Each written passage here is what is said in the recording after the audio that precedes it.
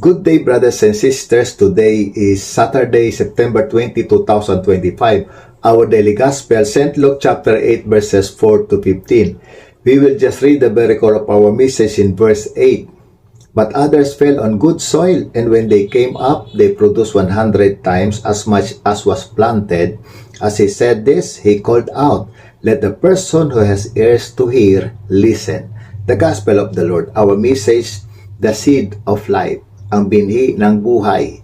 First, Jesus is the word that must be made manifest in your heart by understanding and surrendering to it.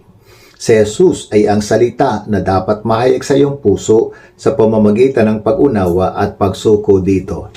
Second, Jesus is the Lord that must reign in your heart by prioritizing and obeying Him alone. Si Jesus ang Panginoon na dapat maghari sa iyong puso sa pamamagitan ng pagprioridad at pagsunod sa Kanya lamang. And third, Jesus is the life that must be allowed to live in your heart by denying and dying to self. Si Jesus ang buhay na dapat hayaang mamuhay sa iyong puso sa pamamagitan ng pagtanggi at mamatay sa sarili. Good day and God bless us all.